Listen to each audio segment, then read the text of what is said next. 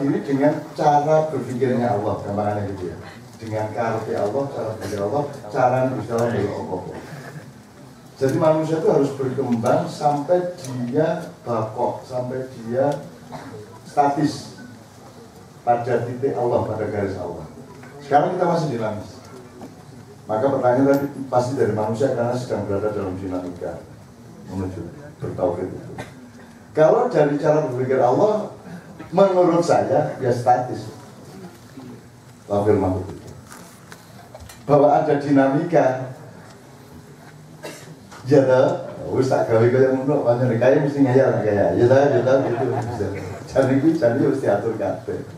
Ibu kue nang sandrahan zaman biyen ya. Mendekatkan saya kepada keselamatan di depan Allah dibanding kaya. Kalau hitungan saya. Jadi saya tidak pernah mau membiarkan diri saya ke wilayah, kalau kesehatan namanya forsir, kalau kekayaan namanya kaya itu tadi. Saya begitu mendekat saya turun lagi, mendekat turun lagi. Kaya kan tidak hanya soal punya uang berapa, tapi cara hidup dan lifestyle segala macam. Saya kan lifestyle saya kan nganti saya gigi, lifestyle itu. Aku ini gara-gara gupuh kabeh jadwal pencolotan Jogja, Surabaya, Jakarta, Surabaya meneh Jogja. Aku berangkat jam 4 seperempat itu salah di kok sandal. Jadi tekan airport, loh kok sandalku benggang, loh kok sandal iki. Wah, wes aku terus lihat tolong sandalku gawake tetep Gus Kiai Kanjeng kok tak jupuk ning Mojokerto gitu. Hati lifestyle ndasmu terus sikilku iki apa sepatu iki benggang iki lho, Dik. Jadi mlaku kudu tak ngene kae. Jadi aku mlakune iki rada gaya kan lho. Wong ora ngerti kuwi aku menghindari aib gitu. Jadi saya itu tidak pernah mengkonsumsi. Jadi umpama gajiku itu 1 juta, konsumsiku itu umpamanya 300. Terus gajiku jadi 2 juta, konsumsiku 300. Gajiku 3 juta, muda meneh, konsumsiku tetap 300. Umpama muda ya selawe-selawe pula. Tapi kita punya mental dan budaya di mana konsumsi kita itu mengejar pendapatan kita, betul nggak? Mengejar pendapatan kita. Dan sia-sia kalau konsumsi Anda naik sesuai dengan kekayaan Anda naik, lalu gaya apa gue suka? Mengkontak gitu, kerakoti dewi gitu. Suge itu adalah tandanya bahwa Anda punya kelapangan untuk sewaktu-waktu memberi, sewaktu-waktu menolong, dan gitu. Itu jenis suge. Karena suge itu sama dengan memberi. Nah, cara memberi itu bisa dengan menolak.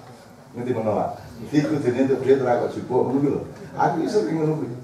Nanti bingung, gitu. Cak, ini transfernya kok nomornya nggak bisa masuk. Dan itu nomor kubur. Terus gimana ini honornya? Ya sudah kawin kok ngopo sekarang. Dan nggak bantah, Mas. Nggak dibantah. Jadi dia senang. Saya nggak mau ambil jatah saya. Hidup kita itu selama di depan Allah. Upamanya apa ini Mas Azhar? Apa ini Mas? Iki harta kekayaan tanah air ini sudah ada nasobannya, apa namanya? Sudah ada pembagian dari Allah. Ini dibagi untuk ini. Nah, ada teman-teman yang ngambil bagian orang lain kan itu kan, korupsi atau dominasi atau monopoli ekonomi itu kan mengambil bagian dari orang lain. Terus kita cemas bahwa harta pembagian dari Allah yang untuk kita itu diambil orang lain. Secara nasional saya tidak ada masalah, tapi secara individu saya itu tidak setuju. Berapa kok PN? Nah, aku menunggu. Nah, aku pribadi loh, nomor kegiatan yang aku lagi ngomong menunggu. Jadi misalnya anti korupsi, aku emang kalau barang yang dicolong, ngopo barang dicolong baru, aku apiro mau kono PN. Nah, aku pribadi. Yang saya bela adalah jangan sampai ada orang melakukan kedzoliman. Saya harus membela orang yang dolim itu supaya tidak dolim. Bukan saya membenci orang dolim. Saya tidak tega, itu a'izzah ala kafirin namanya. Tidak tega kepada orang kok mencuri, tidak tega. Gitu loh. Bukan saya emang barang hilang kan. Nggak perlu tahun di masuk tahun. Tak tahu. Kok untuk mas yang dulu. Wong Madura cincin emasnya 5 kanan, 5 kiri, 10 ding, kene siji, rotong pucuk siji.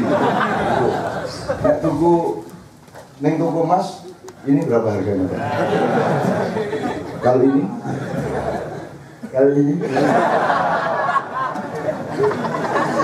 Terus kalau ini, jadi kerincing. Sing terakhir, kalau ini kan, sebelum kena dia gelam mas kudu kaget. Aku Madura, ada orang Madura yang butuh seperti itu. Kalau orang Jawa memang nggak punya. Oke teman sekalian, ini waktunya sudah, masih lumayan. Sabran, you have something to say. I know that you have some ideas to express.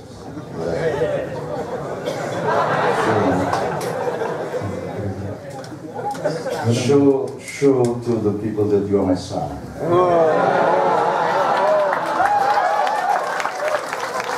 Jadi pamane sabrang apik anak sapa. Sabrang elek kowe iki mugur nang sapa to? Enak lho wong iki enak. Saya nggak salah sikat, nggak bener tak aku ya. Anak kowe ora terima, aku dadi anakmu.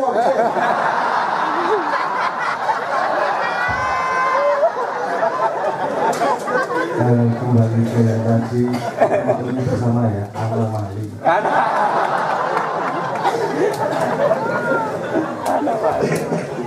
Kita cuma pengen merespon beberapa hal. Agak, saya pengen lebih presisi tentang apa namanya Islam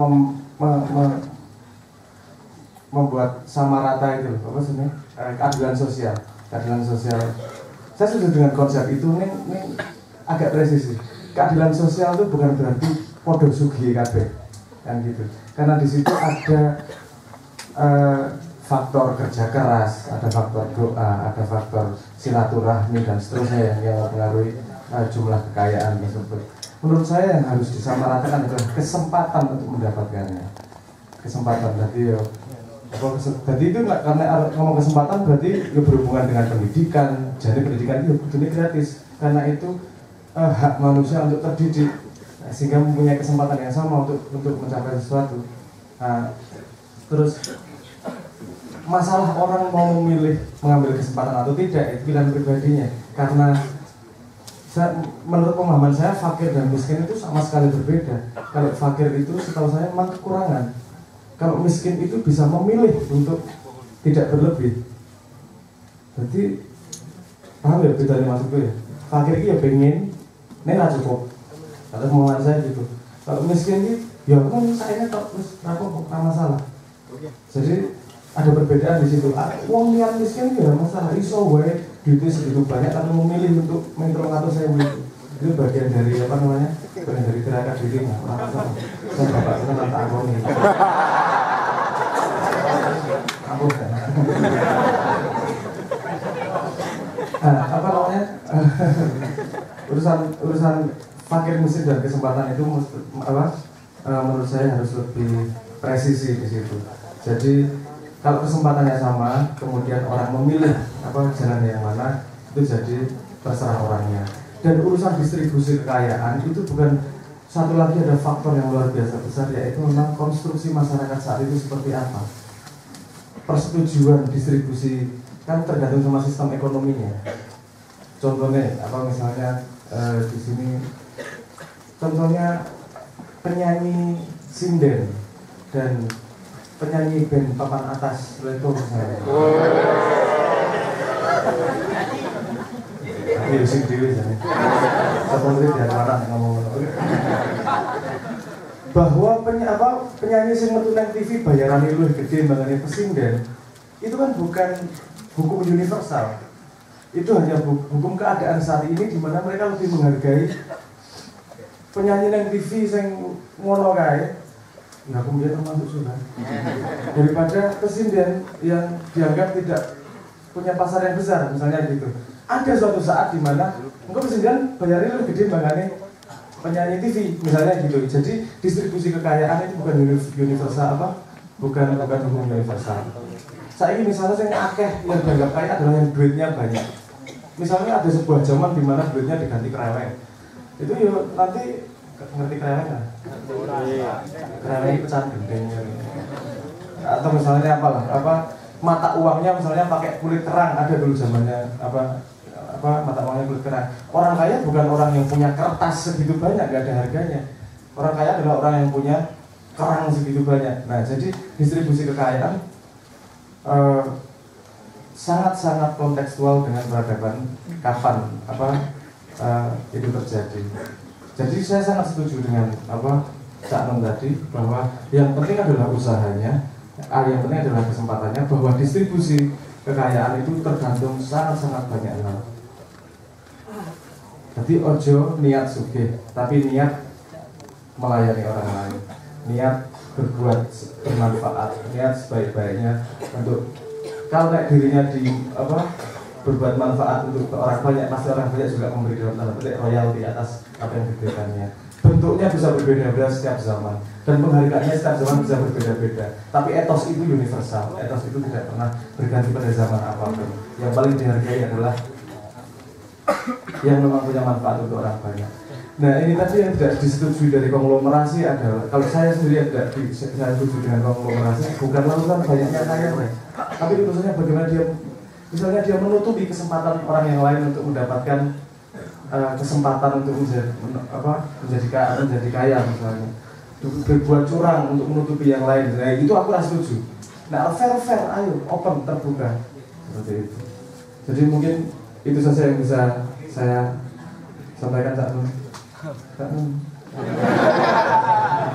Jadi anak buat ini. Itu dulu yang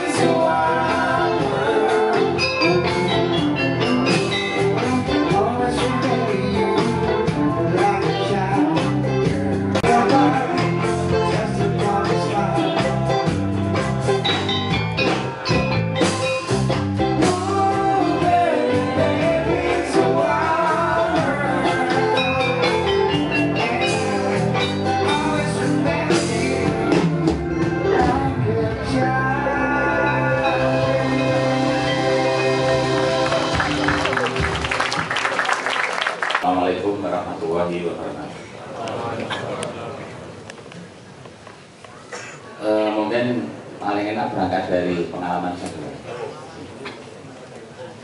Jadi saya kebetulan wira swasta di bidang pertanian, dan sedikit untuk background mungkin perlu disampaikan.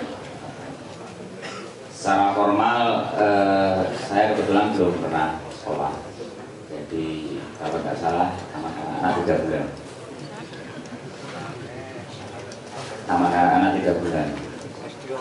Sama sekali belum pernah. Jadi sampai sekarang saya nunggu reuni SD itu belum ada yang berbeda. Saya tahu sawalan.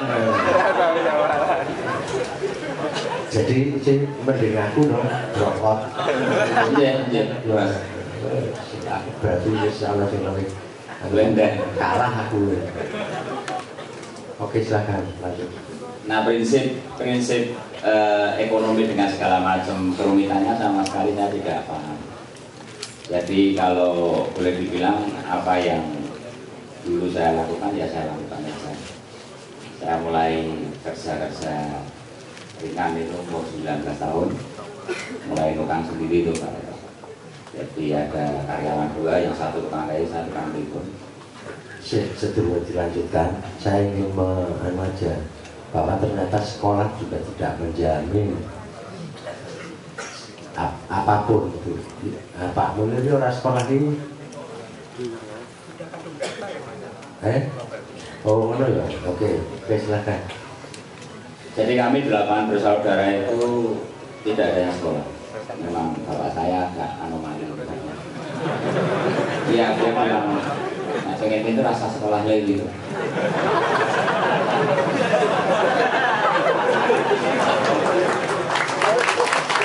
Jadi ketika ada orang misalkan menganggap saya dianggap berhasil, itu saya tidak tahu saya itu berhasil atau tidak. Tetapi saya hanya melakukan. Dulu salah satu prinsip bapak saya yang ditekankan kepada saya adalah percaya sepenuhnya kalau Tuhan itu adil. Di mana kita ditempatkan itu tidak mungkin Tuhan itu merumuskan kita. Tinggal sikap kita bagaimana terhadap respon terhadap itu. Jadi kalau kita pernah dengar ada seorang tukang sampah di Bali yang punya truk sampai berapa puluh tronton, itu kan juga sebetulnya contoh bagaimana seseorang itu menyikapi lingkungannya. Nah, kayak sing latih aku Mas. Oh, ini tenang. Iya, tenang. Kalau sugih malah aku ora kan itu. Iya, nek dukun itu malah rasa sugih. Saya juga wong ora sugih kayak iki.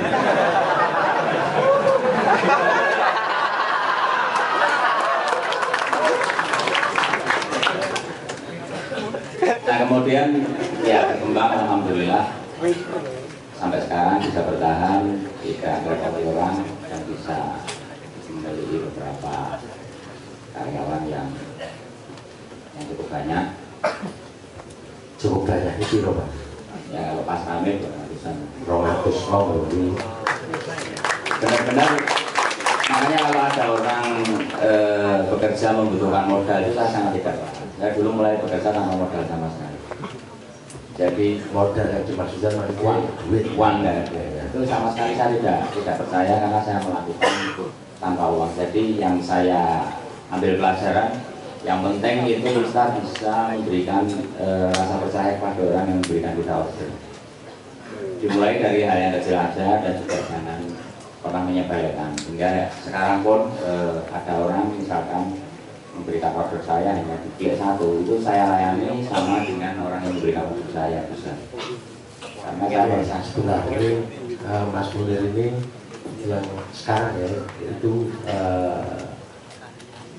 usahanya adalah usaha bahannya dari kayu, dibikin mebel, dibikin macam-macam. 90% ekspor ke negara Eropa, Amerika, dan saya sama sekali tidak bisa bahasa Inggris.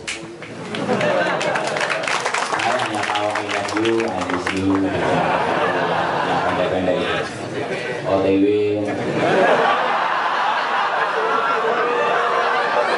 OTW itu juga bisa menenangkan. Oh, tenang baik.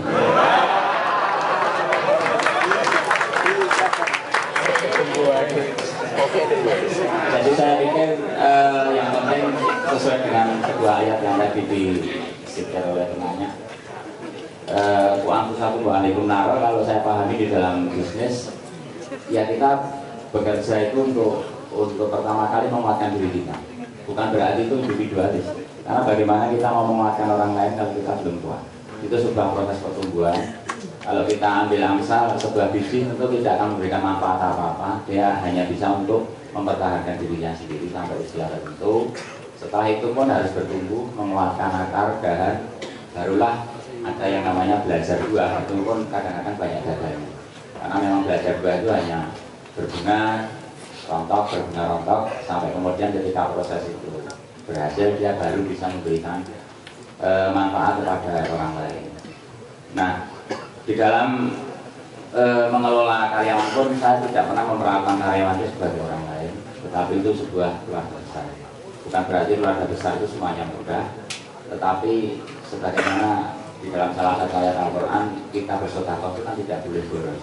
Artinya tetap harus kita melakukan satu perhitungan manajemen yang jelas, walaupun itu konteksnya membeli. Mungkin bisa diceritakan suka setiap jam setengah 4 saya sengaja di luar pabrik hanya untuk memantau bagaimana kedisiplinan kita. Kemudian ada yang membawa kayu, tidak banyak kayu yang sudah setengah jadi, saya panggil untuk apa kali itu. Kamu tahu nggak itu mencuri? Ya, kayu itu untuk apa? Untuk bikin papan tulis sama saya. Nah, setelah selesai masalah kedisiplinan dia paham, saya kasih uang dia untuk beli papan tulis. Jadi artinya saya berusaha menyeimbangkan antara kasih sayang, tetapi jangan sampai meninggalkan unsur kedisiplinan kemudian memberikan dampak. Seperti itu. Kemudian kalau perkembangannya ya itu tadi, kalau kita bicara bisnis, yang penting jangan patah semangat. Semua bisnis pada dasarnya baik, tergantung bagaimana kita bersikap terhadap bisnis itu sendiri. Ibarat sebuah pertumbuhan kan, pertumbuhan itu tidak ada yang mana yang lebih baik, tetapi fungsinya berbeda-beda. Tinggal bagaimana sikap kita, apakah bisnis kita itu pohon jagung atau pohon jati. Kalau bisnis kita pohon jati, maka jangan berharap untung itu di tahun yang pendek. Tetapi kalau kita ingin yang cepat, ya ibaratnya kacang hijau di akhir itu besok sudah jadi kawalan, tetapi harganya murah. Itu sebuah konstanta yang tidak bisa di. Artinya dari situ nanti kita bisa menimbang bisnis yang akan kita geluti itu macam apa. Nah, salah satu yang sejak awal ditanamkan kepada bapak saya itu yang sekarang sangat saya pahami gimana, tidak pernah memisahkan dunia dengan akhirat. Jadi ketika saya bekerja, sesungguhnya ketika saya bekerja itu tidak untuk diri saya, untuk memikirkan gaya luar, maka apa yang saya kerjakan sebetulnya sudah bentuk ibadah. Yang saya pahami itu sebagai bentuk kesadaran sholat. Yang di dalam Al-Quran salah satu ayatnya ketika sholat dari terbit fajar hingga petang hari itu saya pahami itu sebagai kesadaran sholat yang ditandai dengan sholat 5 waktu sebagai pengingat, tetapi aplikasinya sebagai bagaimana dalam surat Al-Baqarah 45 menjelaskan kusuk, ayatnya itu dijelaskan kusuk itu di 46, yaitu bahasa aplikasi di mana kusuk itu adalah ketika kita itu nanti merasa dan yakin akan bertemu dengan Tuhan. Ya bahasa kamu jadi fokus ya, jauh merah-merah. Oke, nanti saya pikir menarik kita pelajari tidak harus malam ini, tetapi pada masa-masa yang akan datang, bahwa bagaimana sih yang dimaksudkan dengan sistem keluarga itu kan juga menarik sebenarnya. Dan itu mungkin juga bagian yang tadi yang diusulkan menjadi fakultas unit kegiatan mahasiswa. Itu bisa kita pelajari. Nah, saya pengen nanya ini soal citra ya, soal image ya. Nah, usaha kayu itu kan, kursi kan suka kayu ini, wong lah mesti kayu ini colongan. Nah, itu piye memang. Nah, menarik Pak. Makanya sejak awal saya tidak mau main dengan kayu jati. Karena kayu jati itu kalau dulu kata kenal Spanyol ya. Separuh yang lama. Nah, disinilah yang kalau bahasa modern disebut ketika kita berusaha itu harus ada diferensiasi. Jadi yang saya pakai kayu itu kayu mindi yang pada waktu saya usaha pertama kali 95 itu biasanya hanya untuk garan pacul. Padahal tekstur kayunya itu kalau sekarang bisa dikatakan sekelas dengan kayu sehingga yang sangat mahal. Kemudian saya bikin mebel itu tidak mau yang ukir-ukiran dibandingkan sekolah modal. Tetapi saya bikin yang kira-kira orang lain itu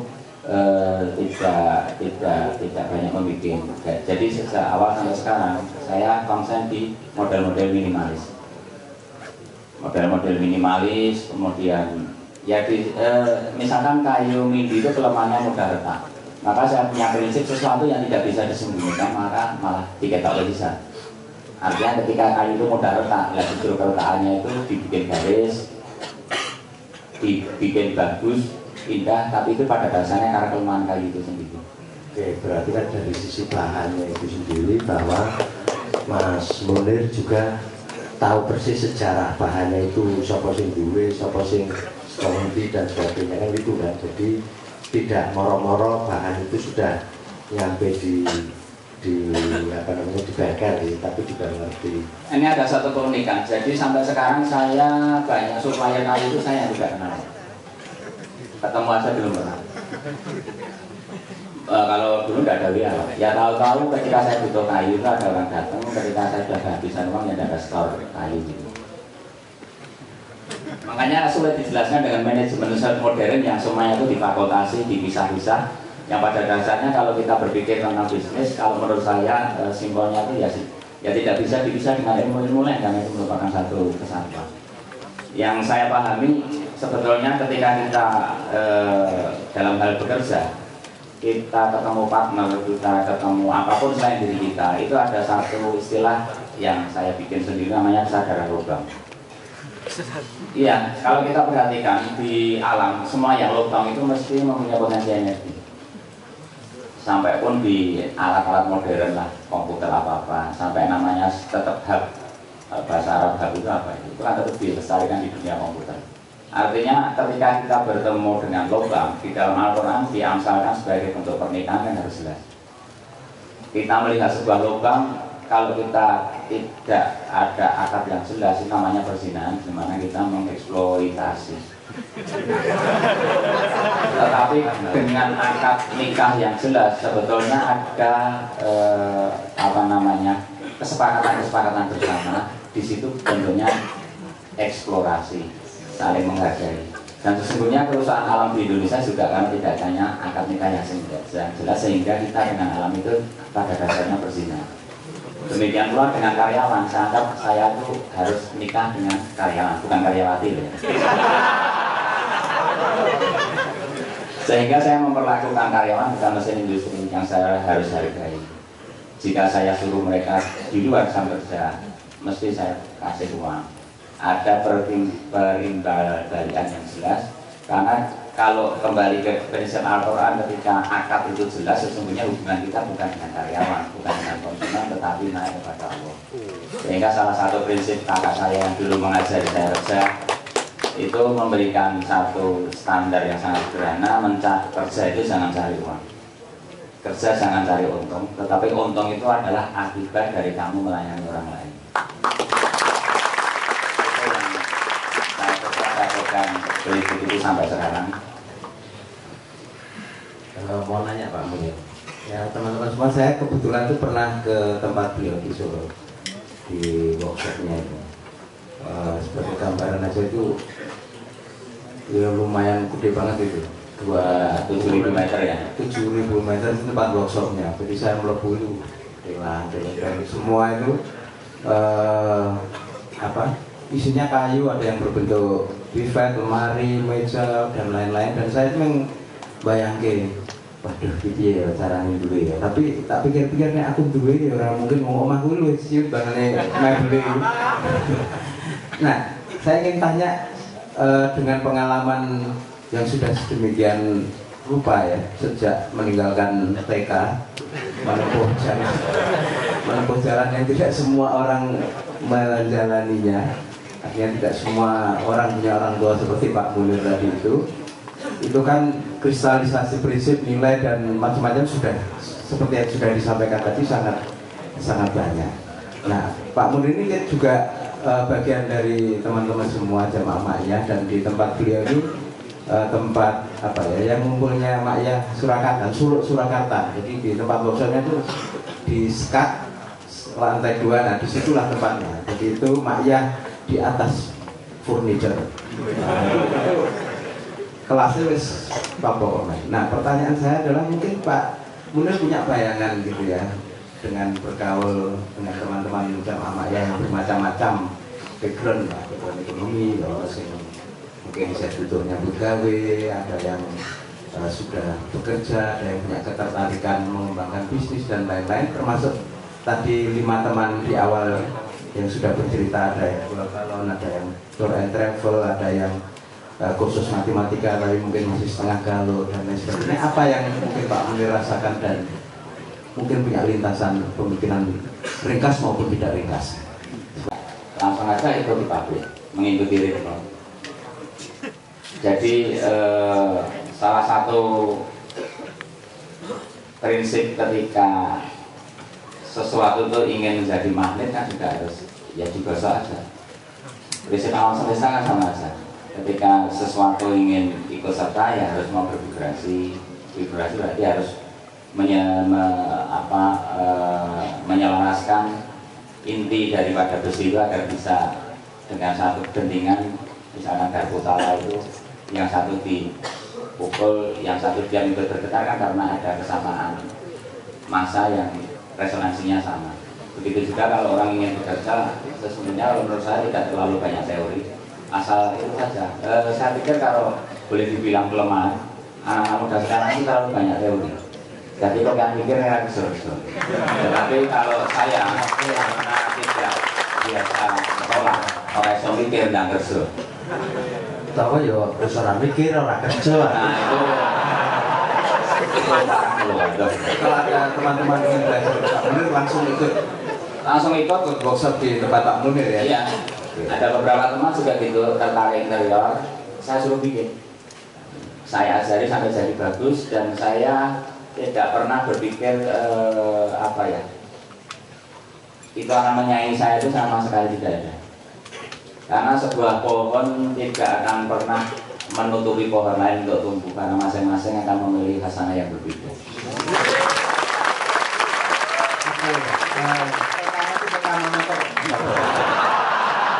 Nah ini perlu sedikit dijelaskan. Jadi waktu saya belajar di rumah itu bapak saya kalau ngajari saya belajar itu diberikan majalah Tempo, Harapan, Kompas, Intisari. Jadi saya dengan almarhum Mahfud Junaidi itu Mahfud Junaidi ya udah. Gunawan Muhammad pada waktu itu masih bagus. Kemudian termasuk Simbah itu bapak saya termasuk kolektor buku-buku beliau. Jadi mungkin saya Maya belum bisa dibilang lama, tapi secara pemikiran saya sangat terpengaruh oleh beliau. Oke, mungkin Mas yang bacanya sangat banyak. Ya, itu kan TTS itu paling masakan nyambung. Oke, silakan. Mas takon kayak atau apa?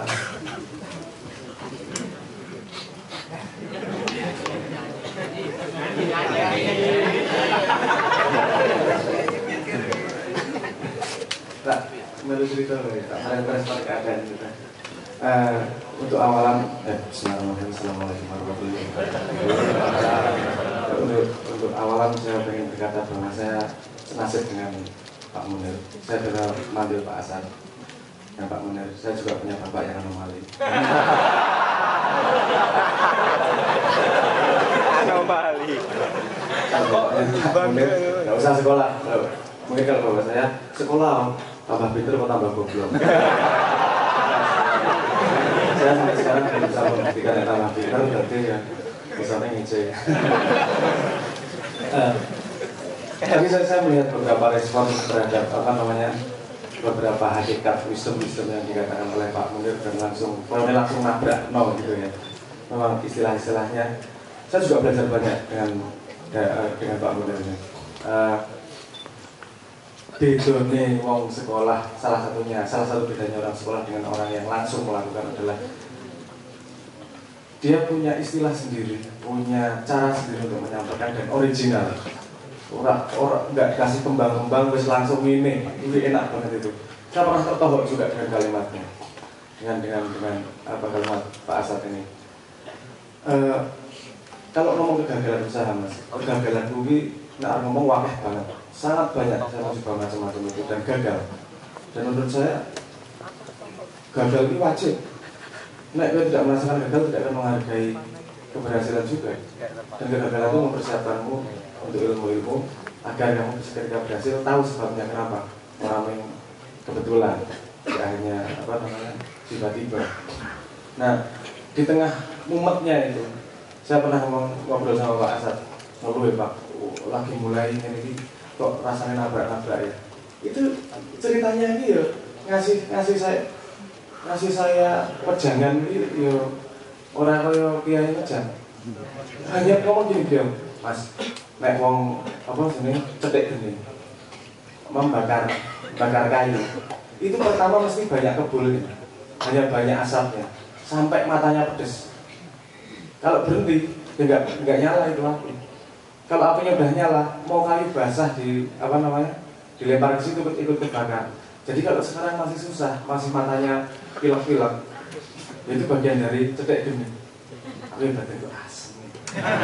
Sak kalimatnya langsung membuka cakrawala jreng. Iya. Iki bedane wong laku karo wong teori. Langsung kayak apa sih? Perspektif yang akurat, presisi, terus rangkakan takon. Aku sosok rada isin ya sekolah dhuwur-dhuwur, misalnya teori tok. Tapi ada salah satu istilah salah satu peribahasanya justru neng Jepang gua. Mungkin bisa diambil ilmunya. Peribahasa samurai. Seorang samurai master tuh ngomong gini. Seorang master samurai itu gagalnya melebihi seorang pemula mencoba. Jadi nek pemula nyoba ping 1000 wis sudah merasa gagal Mas. Master itu sudah gagal 3000 kali. Jadi jangan kira bahwa mencapai master itu tidak melalui kegagalan. Kegagalannya lebih banyak daripada si pemula mencoba. Jadi bagaimana damainya kita dengan kegagalan itu sangat menentukan langkah kita ke depan. Saya kasih contoh misalnya yang tadi, masnya ngomong temennya jualan case HP dari kayu, terus ditertawakan apa ya payu, apa sebenarnya wong gampang pecah. Saya tahu, takkan dan itu bisa sing luwih pokok manas. Iki ono golek berita. Jadi ada orang jual satu lodong udara dari Inggris. Udara rek, orang istilah apa? Itu didol sejuta ning Cina. Ono sing tuku. Kilo terkini. Ada yang beli. Jual beli itu urusan apa namanya? Siapa yang membutuhkan, Bapak pertimbangannya amat sangat banyak. Ada lagi kalau Anda melihat tahun sekitar 90-an ada yang namanya pet rock. Pet itu binatang peliharaan. Rock itu batu. Tadi promonya gitu. Kalau Anda punya peliharaan anjing atau kucing, Anda harus terus memandikan dia agar tidak bau. Anda harus kasih makan dia biar tidak mati. Harus bersihin kotorannya dia. Repot hidupmu. Kamu pakai ini aja. Apa namanya? Binatang piaraan yang namanya batu. Jadi tidak dodolan watu, gue spidol kayak motor. Kalau sana, dia akan menemanimu tanpa minta makan, tidak akan mengotori tempatmu, tidak butuh dimandiin. Bener kan biasa argumentasinya? Payu, dan dia apa namanya? Sampai Yosuke, dia itu 1 juta atau 2 juta dolar sudah jualan watu. Kan dodol apa boleh watu neng dalam apa sih? Dolar. Ini alasan bukan semua orang percaya. Isu bae ngomong juk sekarang ini kok emang kita tuh pulang. Dolar bae kita bayar kan cari juga tuh waktu tuh bisa sangat banyak alasan urusan jual beli. Jadi jangan maksudnya jangan meremehkan bentuk apa. Kalau kamu menemukan pasar yang tepat, yo apa sebenarnya? Yo semua yang ngelakuin bisa saja berjalan itu bisnis. Semua kesempatan datang dari persiapan. Kamu tidak akan bisa melihat kesempatan kalau kamu tidak mempersiapkan diri. Nek ono proyek, kamu mau ngobrol, ini ono proyek yang ada pembangunan. Kamu melihatnya kesempatan atau bukan? Bukan, kamu gue paham soal konstruksi, orang duwe apa sih? Orang duwe PT dan seterusnya, misalnya gitu ya. Misalnya neng ngomong seneng apa? Ingin PT. Ya ono sing ngomong, wah, kantong kain boleh PT ya, 3.000. Kamu melihat kesempatan itu langsung. Kenapa? Karena kamu persiapan, kamu punya ilmunya di belakang itu. Kamu bisa melihat itu sebagai kesempatan. Jadi kelompok ilmu itu bukan tidak berguna juga, itu berguna untuk melihat kesempatan, untuk melihat lubang yang dinikahi itu tadi. Nah contoh lihatnya misalnya anak kecil pengen punya layangan dia nyari duit, minta duit sama bapaknya terus dikasih gitu, apa sebenarnya cek 5 juta. Dia tidak akan melihat itu sebagai kesempatan. Kenapa? Karena dia tidak paham yang namanya cek. Ya udah. Padahal nek cek itu dicairkan, yaitu layangan buru mayut. Cukup saking akeh layangan. Nah, kesempatan itu juga tergantung dari kemampuanmu, persiapanmu dalam pengetahuan, melihat mana lubang, mana opening, mana apa sebenarnya. Contohnya Uber yang memulai Gojek dan seterusnya, itu salah satunya Uber. Itu konsep yang sangat simpel, tapi eksekusinya luar biasa. Jadi sampai mendunia dan sekarang berubah, kondisi ekonomi berubah gara-gara sebuah ide yang simpel, tapi eksekusi yang sangat baik. Nah, menurut saya kesempatan bisnis di mana-mana itu sangat banyak, dan itu hanya tergantung pada kemampuan kita untuk melihat ini bisnis apa orang, dan kemauan kita untuk istiqomah dalam bisnis itu. Dihitung tenang, misalnya gini, ono wong cita-cita jadi penjual akik. Tanya anak kecil dimanapun jadi penjual akik misalnya. Saya yakin nggak? Rawono 1 di antara 1 juta, saya cita-cita jadi bakul akik. Pak Bobit mungkin ya, tapi Pak Bobit senangannya akik. Tapi banyak yang senang dengan akik, terus kemudian dia dodolan jual beli akik. Apakah itu bisnis besar? Mungkin tidak setiap saat bisnis besar, tapi ada masanya di mana itu jadi booming luar biasa gitu loh. Akik luar biasa, dan orang-orang banyak yang kemudian tidak tahu apa-apa dodolan akik karena melihat itu sebagai kesempatan. Itu pasti akan telat daripada orang yang sudah istiqomah di situ karena dia sudah paham dunia di situ. Nah sekarang dia ngomong gelombang cinta, sehingga apa sih wit-witan berbanding pulau atau sewu segala macam. Itu yang belakangan itu tidak akan bisa seuntung dalam tanda petik yang memulai duluan, karena persiapannya telat, dia baru mengikuti arus. Nah, saya ingin merespon tentang itu tadi, saling membantu itu tadi. Tapi sebelum itu gini, tentang dunia akhirat. Menurut saya dunia dan akhirat itu seperti waktu, bukan seperti ruang. Kalau ruang, kita menempati satu ruang yang sama nggak bisa.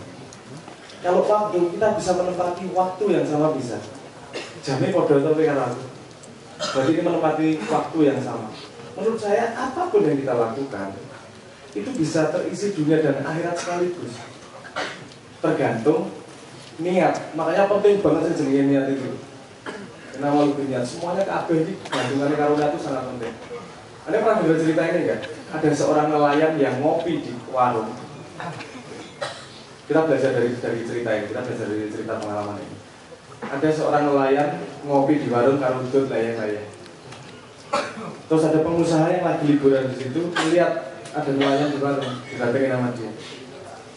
Terus dia ikut ngopi di situ, terus mas pekerjaannya apa mas? Saya nelayan pak. Loh kok enggak? Itu nyari ikan? Enggak, lagi nyantai aja ngopi-ngopi sama ngerokok. Terus kapan berlayarnya? Ya kalau malam aja, kalau pas lagi pengen. Bapak, seharusnya tuh rajin pak. Bapak sering nyari ikan, nanti untungnya dikumpulkan. Setelah itu duitnya cukup banyak, bapak beli kapal lagi, punya anak buah, rajin ngumpulin tambah banyak. Setelah itu kapalnya sudah puluh-puluhan, banyak anak buahnya yang mencari ikan, bapak tinggal di rumah santai menikmati hidup. Bener gak kira-kira? Terus bapaknya ngomongin jawabnya ini, kok tidak nunggu sesuk, terus saya lagi menikmati hidup ya. Sekarang aja bisa pakai besok-besok. Ini lucu, asik, dan bener yang salah ya. Menurutmu yang bener siapa? Pengusaha atau Nelayannya menikmati hidup begitu. Oke. Gini. Cara tanggung jawab pertama dia dari sudut pandang nelayan ya. Yang penting aku menikmati hidup. Dah selesai. Bisa nggak dia berpikir begini? Aku tak kerja giat agar yang menikmati hidup bukan saya, tapi anak saya juga mendapatkan pendidikan sehingga dia juga bisa kesempatan menikmati hidup. Betul juga nggak itu? Benar ya? Jadi sudut pandangnya bisa macam-macam. Terus misalnya gini, aku tak nganulah, tak kerja koyo ngono kayak ngono. Banyak sampai banyak anak buahnya agar banyak yang punya kesempatan untuk menikmati hidup, nggak hanya saya. Benar lah kira-kira. Nah, ini hanya soal perspektif. Sebesar apa sudut pandang Anda tentang apa sebenarnya kenikmatan hidup itu tadi? Arep dhewean. Seperti Pak Asad di lapangan pekerjaan 200 orang misalnya gitu. Ada juga kalau kamu memang tidak bisa memberi lapangan pekerjaan, belilah dari saudara Anda atau teman Anda. Bukankah itu sudah membantu usaha dia? Betul ya, paham maksud saya? Jadi membantu itu sangat banyak bentuknya dan tidak harus mapan duluan, Mas. Apa sebenarnya, Mas Helmi? Aku udah mapan sik, aku lagi membantu. Ya ini dari langkah pertama sudah bisa kita membantu orang lain. Kalau kita tahu saudara kita, teman kita, dodolan kelambi, kalau kita beli baju ke tempat dia, itu sudah membantu atau enggak? Nah, kita dodol warteg, dia kalau cari makan, cari warteg ke tempat kita, kita sudah saling membantu itu. Dalam melingkar ekonomi bisa membantu dengan modal, bisa membantu dengan kesempatan, bisa membantu dengan pendampingan, bisa membantu dengan konsultasi, bisa membantu dengan menjadi konsumen juga. Daripada duit murah cetong melayu dengan di kuncalke naik sedulurmu. Nah ini sudah ada banyak yang melakukan. Gini, kalau contoh nasional ono jadi, tapi saya nggak enak nggak seret ngomong karena itu berhubungan dengan salah satu gambar cabang Islam mulai. Islam versi Y, ya itu mereka melakukan itu. Dan orang-orang di dalamnya makmur kabeh. Kenapa? Karena mereka menjadi antara mereka. Paham lah memang itu apa maksudnya kumpulan Islam itu. Saya itu ide tidak buruk, itu ide baik. Kamu beliau kalau apa sih? Sedulurnya. Kalau di internasional ada yang namanya, kalau Anda mau riset sendiri cari di Google, ada yang namanya Baltimore Dollar. Mereka satu lingkaran itu berjanji kalau beli sama tempat tangga-tangga itu beli beli sayur dari tangganya yang menumbuhkan, beli baju dari tetangganya, dan itu kekuatan ekonominya hampir bisa dikatakan sedikit pengaruh ekonomi global pada lingkaran tersebut. Kenapa? Karena mereka mandiri hidupnya. Mereka sampai ketergantungannya tidak jauh, tergantungannya hanya pada tetangganya sendiri. Asal mereka masih solid, asal mereka masih bersambungan, dan mereka saling menjaga, itu tadi, mereka akan semakin kuat bertahannya. Nah ya, kalau saya menerjemahkan tulisannya Cak Nun tadi, Cak Nun mengajak kita untuk jangan lupa tentang diri kita sendiri.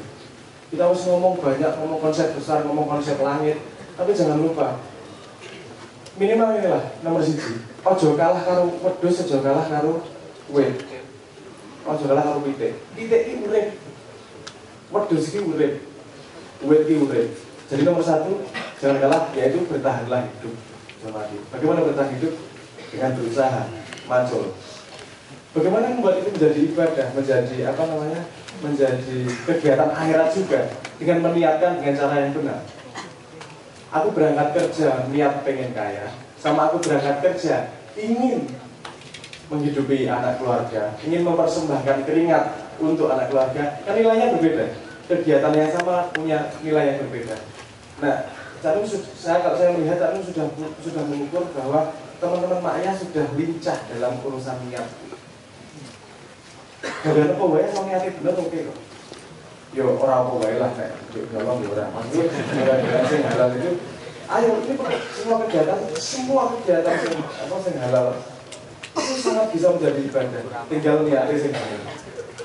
Nah, yang punya apa namanya, yang punya kekuatan lebih, ayo membantu dengan cara yang lebih, tidak hanya sebagai konsumen, tapi membuka kesempatan sebagai konsumen juga dan seterusnya lah. Semakin tinggi tingkat, semakin kuat apa kekuatan ekonominya, dia seharusnya bisa semakin lebar efeknya. Tidak hanya dengan saya takutnya nih loh, bayangan yang membantu itu hanya memberi. Karena kadang-kadang itu berbahaya. Kadang-kadang itu berbahaya. Kan saya coba Anda perhatikan Malaysia, coba Anda perhatikan Arab Saudi, di mana umur seberapa Anda dapat duit. Masuk kuliah dimurahkan, mendapat fasilitas yang luar biasa, output manusianya kemudian menjadi rada manja. Kadang-kadang kesusahan itu diperlukan untuk menguatkan diri. Yang penting bagaimana kita menghadapi apa sih kesusahan tersebut. Kalau saya melihat pasar orang yang dikatakan pasar goblok, walaupun tidak sekolah. Justru karena tidak sekolah, mungkin justru tidak karena tidak sekolah, dia merasa harus belajar lebih. Dan lebih itu ternyata lu yakin banget ada orang sekolah, kan bisa jadi. Apalagi kalau Anda sekolah dan selalu merasa bahwa tidak cukup ilmunya, lu belajar terus, belajar dari laku. Kayak kalau pasar belajar dari laku. Ada juga kalau modern bisa belajar dari kesalahan orang lain agar tidak melakukan hal yang kesalahan yang sama. Bisa banyak cara untuk bisa berbisnis tersebut. Ide Anda tentang apa sebenarnya kegiatan bisnis tersebut sudah kita gagas. Neng pecahin dok, kita tunggu waktunya karena saya senang Tanun sudah mulai membawa ke sini karena saya manut Bapak urusan sudah sampai mana nih teman-teman. Tugas saya menyiapkan mau ke arah mana, paling ora saya bisa membantu ukur rampingnya dari sudut pandang modernnya seperti apa. Nah UMKM itu sudah UMKM. Yuk, aku mau ngomongin UMKM itu, maksudnya gitulah tentang workshop dan segala macam yang urusan pacul itu lagi kita cicil bagaimana langkahnya dan seterusnya. Moga-moga segera jadi dan kita segera dalam posisi itu. Itu saja.